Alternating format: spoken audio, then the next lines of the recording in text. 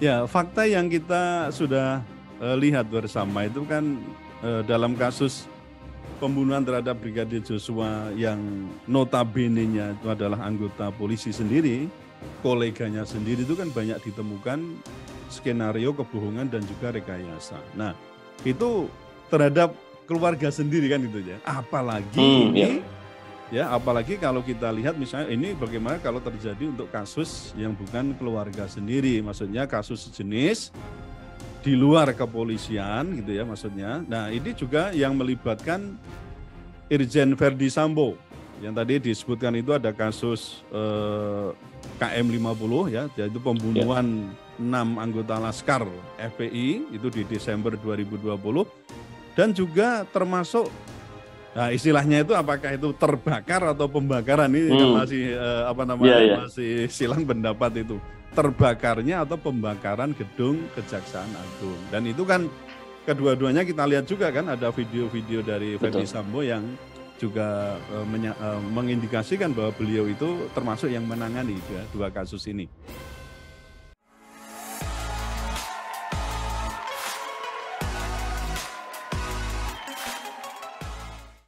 Assalamualaikum warahmatullahi wabarakatuh, Puan dan Tuan. Kembali lagi di segmen Tanya Profesor di satu-satunya channel yang radikal, ramah, terdidik, dan berakal. Channelnya Prof. Suteki. Dan seperti biasa di samping saya sudah hadir Profesor Suteki. Assalamualaikum.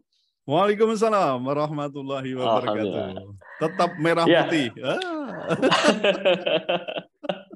Prof, kita masih lanjut terkait dengan Verdi Sambo, Prof. Dan kali ini ada satu berita yang cukup mengagetkan, ya ini dari TV One News.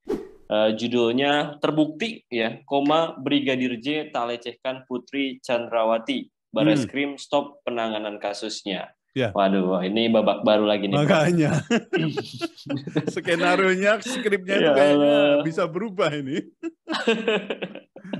Izin saya bacakan, Prof. Ya. Bareskrim Polri resmi menghentikan penanganan kasus dugaan pelecehan Brigadir J kepada istri Verdi Sambo, Putri Chandrawati. Hal tersebut sebelumnya menjadi kasus yang dilaporkan oleh Putri Chandrawati kepada Yosua Huta Barat atau Brigadir J. Dalam proses gelar perkara, polisi tak menemukan adanya peristiwa tindakan pelecehan seksual seperti yang dilaporkan oleh istri Verdi Sambo tersebut. Waduh, ini sudah berbeda lagi nih, Prof, hasilnya, Prof. Ya, pertanyaannya, Prof, jika memang benar info di atas ya, berita di atas kemudian benar, apa dampaknya terhadap Putri Sambo, istri dari Verdi Sambo ini, Prof? Iya, kalau untuk kasus ini kok saya menyatakan benar ya. Artinya keterangan dari Mabes ini saya kira tidak lagi main-main gitu, karena ini sudah disorot orang banyak dan sudah ada bukti-bukti, ada penyimpangan, rekayasa dan seterusnya, itu sudah ada buktinya ya, meskipun itu nanti paling kalau ada pembuktian lagi ya di depan pengadilan ya. Nah, yang pertama harus kita cermati itu kita perlu tahu sebenarnya kita tahu lebih dahulu isi laporan Putri Chandrawati itu ke polisi. Setahu saya itu kan ke Polres Jakarta Selatan, kemudian dilanjutkan ke Bareskrim ya, kalau nggak salah diambil alih oleh Bareskrim. Nah, itu bentuk dan isi laporannya apa? Kalau laporannya itu adalah adanya dugaan tindak pidana pelecehan seksual, nah mestinya nanti penanganannya beda. Itu yang pertama. Lalu yang kedua, saya mengkritik ya tindakan Polri jika penghentian laporan itu karena tidak adanya tindak pidana dalam perkara yang tadi dilaporkan. Mengapa begitu? Ya karena memang perbuatan jahatnya yang dilaporkan tidak pernah ada gitu loh. Alias palsu ya, atau ya bisa dikatakan itu hanya rekaan atau orang mengatakan itu rekayasa ya, sebagaimana kita juga sudah mendapat laporan itu ya atau keterangan itu dari Pak Menko Polhukam ya, sudah juga menyatakan bahwa tidak ada itu pelecehan seksual ya yang dilakukan oleh Brigadir Joshua kepada Putri Chandrawati itu. Nah, jadi kalau tidak ada pelecehan seksual ya berarti apa? Nah, laporan yang tadi saya sebutkan di poin pertama itu berarti palsu, kan begitu. Nah, kalau laporan itu palsu, nah yang ketiga ini kita harus cermati, Kalau benar dalam hal ini Putri Candrawati itu melaporkan adanya dugaan pelecehan seksual, sementara ia mengetahui persis bahwa dugaan pelecehan seksual itu tidak terjadi, maka Putri Candrawati itu justru terancam dengan pasal tentang laporan palsu. Itu ada di pasal 220 Kitab Undang-Undang Hukum Pidana, ya, ancamannya 1 tahun 4 bulan. Dan juga pasal 320 tentang apa? Pencemaran nama baik orang yang sudah meninggal, yaitu dalam hal ini adalah Brigadir Joshua, ya, dengan ancaman 4 bulan 2 minggu. Nah, ada lagi pasal 317 Kitab Undang-Undang Hukum Pidana terkait dengan pengaduan fitnah, ya, dengan ancaman 4 tahun penjara. Nah, jadi dalam hal ini kalau kita ngomong soal risiko-risiko akibat adanya laporan palsu itu, saya kira memang Nyonya Ferdi Sambo tidak bisa main-main dengan hukum, dan maksud saya main-main dengan hukum dengan cara itu mengarang cerita yang seolah-olah itu telah terjadi tindakan pelecehan seksual. Nah, saya kira juga begitu pula dengan Baradae, ya, dan orang-orang yang terlibat. Jadi untuk kasus ini memang tidak hanya cukup dihentikan perkaranya, maksudnya, ya, tidak, karena tidak terbukti adanya tindak pidana misalnya. Ya karena ini zong, ya berarti ada laporan palsu, berarti apa? Baik Putri Candrawati maupun Baradae itu juga patut untuk kemudian dituntut atau diadukan karena telah melakukan beberapa tindakan yang tadi ditengarai, itu akan melanggar, ya, ketentuan-ketentuan atau sesuai dengan ketentuan ancaman pidana di pasal 220, 320 maupun 317 tadi. Kitab Undang-Undang. Malah ini ya, malah jadi kena ya, Prof, ya. Oh ya. Jadi nggak cukup ini dihentikan. Enggak, itu melakukan laporan palsu, pengaduan fitnah, dan juga pencemaran nama orang yang sudah meninggal kok. Jadi nggak cukup itu dengan penghentian itu nggak cukup. Masih ada rentetan yang bisa diadukan, tapi karena ini delik aduan, ya tentu saja tergantung dari keluarga Brigadir Joshua itu bagaimana, karena yang dicemarkan, kemudian yang difitnah, yang dilaporkan palsu itu kan Brigadir Joshua. Jadi tergantung dari keluarga. Oke. Prof, berarti ini semakin menguatkan kalau memang ini rekayasa ya, Prof, ya? Ya, kalau iya benar, kalau berdasarkan banyaknya tadi, ya, kebohongan soal motif tindak pidananya, lokus tindak pidana, atau lokus delikti, lalu ada alibi-alibi orang-orang yang terlibat, itu justru membuktikan bahwa banyak ini benar-benar rekayasa. Iya, banyak rekayasa dalam kasus ini, dan ditengarai Ferdi Sambo, ya, FS itu adalah yang dituduh sebagai dalangnya. Baik, apakah nanti berarti ini semakin memberatkan Ferdi Sambo, Prof? Saya kira begitu. Nah, dengan tuduhan berbagai jenis tindak pidana yang dialamatkan ke Ferdi Sambo, itu otomatis juga akan bertumpuk-tumpuk, ya, tindak pidana yang dilakukan, apakah mulai dari menghilangkan alat bukti, barang bukti, kemudian melakukan rekayasanya, kemudian turut melakukan pembunuhan, kan itu jadi numpuk itu, Mas. Itu nanti juga otomatis semakin memberatkan posisi Ferdi Sambo, ya, sebagai pelaku kejahatan yang saya katakan itu akumulatif. Dan berarti apa? Pidana yang akan ditimpakannya pun juga akan bertumpuk-tumpuk dan bisa dikatakan berat. Ini juga tidak hanya terkait dengan FS, bisa menyebar kepada orang-orang yang sekitarnya yang kemarin turut serta ikut menghalangi, menutupi, atau cover up, atau mungkin juga merekayasa kasus itu.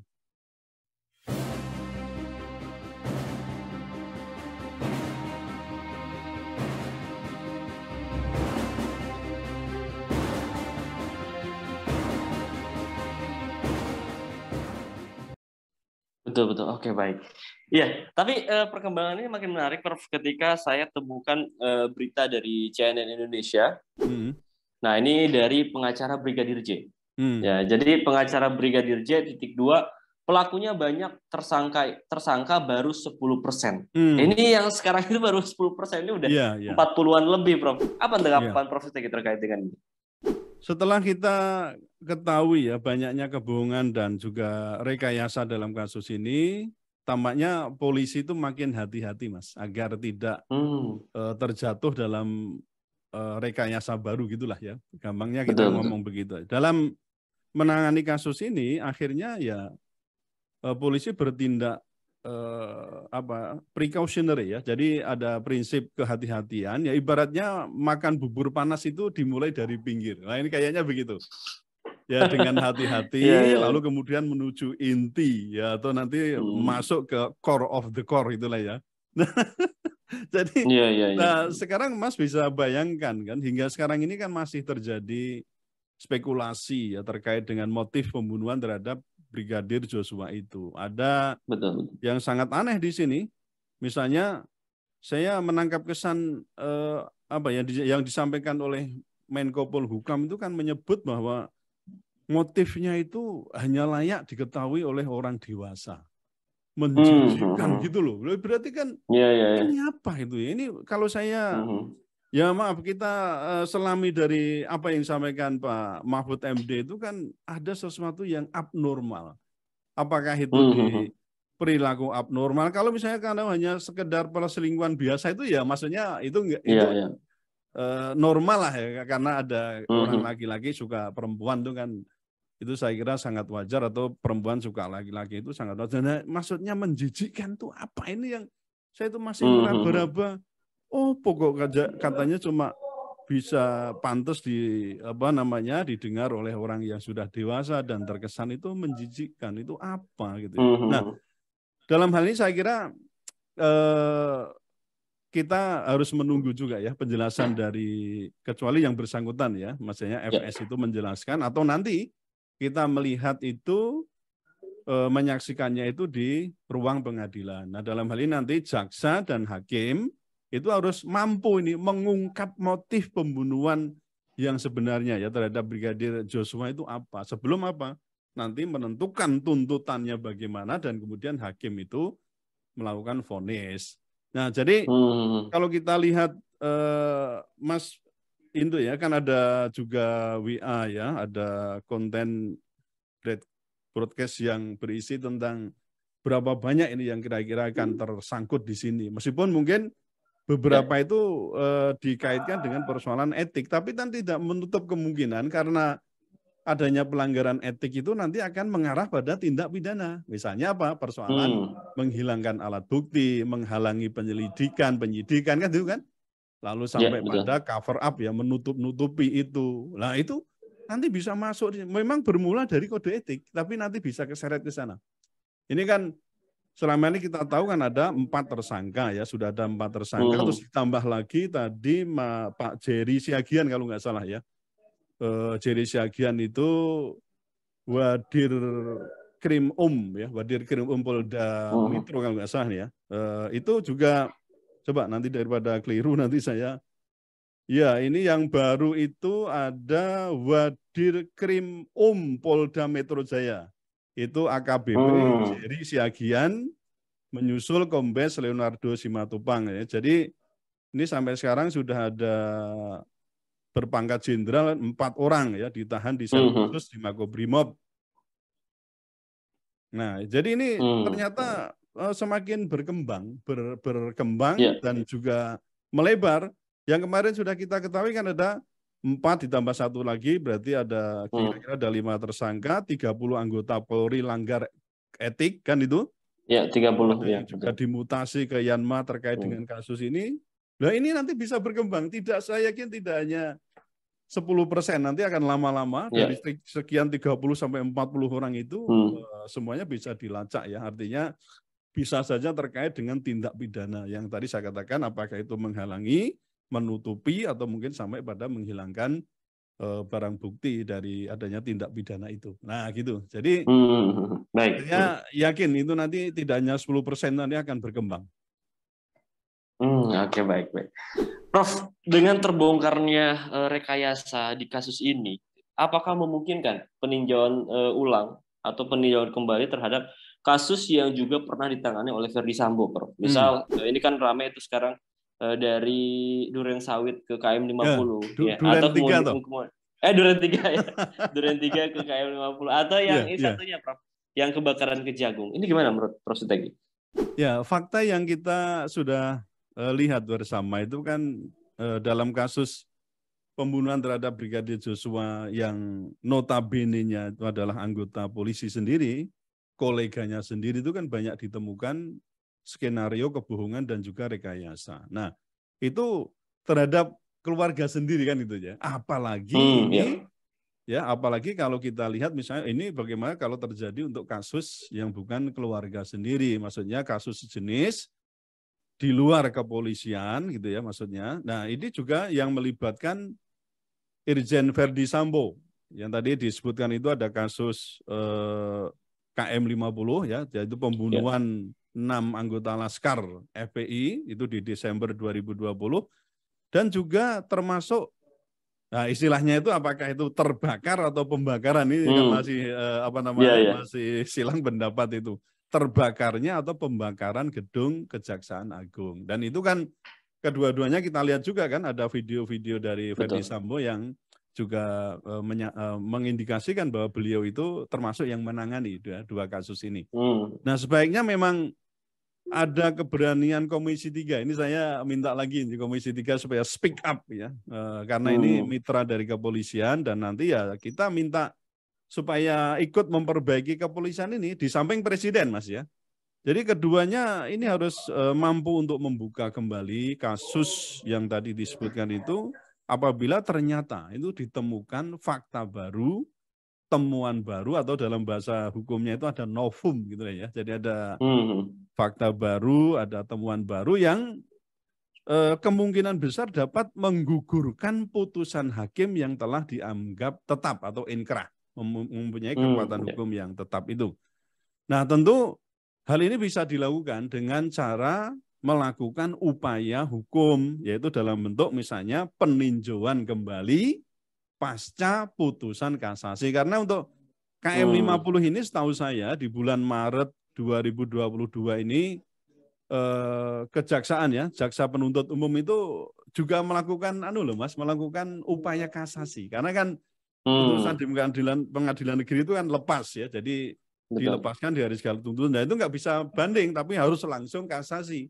Nah ini sudah dilakukan kasasi oleh jaksa penuntut umum. Nah kita tentu menunggu itu ya, menunggu hasil kasasinya bagaimana. Nah ketika misalnya nanti hasil kasasinya itu lalu sudah diterima dan kemudian ada fakta-fakta baru tadi, ada temuan baru, nanti bisa aja dilakukan untuk namanya peninjauan kembali. Nah kalau dalam hal ini saya kira tidak berhenti di sini.